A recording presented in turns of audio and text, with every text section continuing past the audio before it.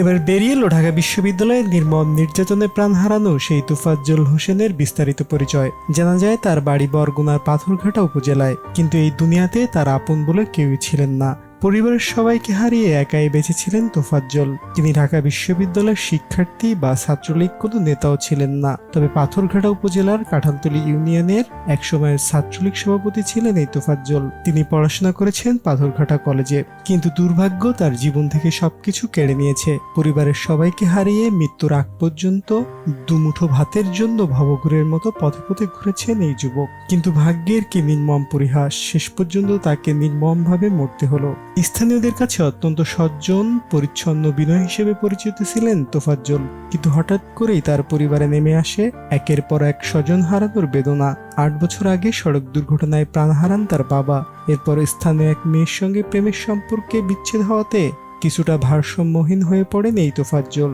এরপর 4 বছর আগে ক্যান্সারে আক্রান্ত হয়ে মারা যান তার মা।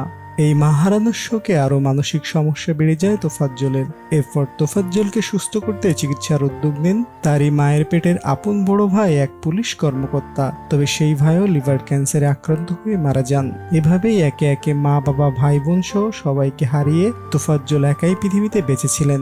খোঁজ নিয়ে জানা যায় তোফাজ্জলকে মাঝে মাঝে পাথরঘাটায় দেখা গেলেও অধিকাংশ সময় তিনি থাকতেন লাপাত্তা। এই সময়টাতে তিনি ঢাকার অলিতে-গলিতে ভবঘুরের মতো ঘুরতেন, কখনো উদ্যম শরীরে, আবার কখনো নোংরা পোশাকে তাকে দেখা যেত ঢাকা বিশ্ববিদ্যালয়ের আশপাশে।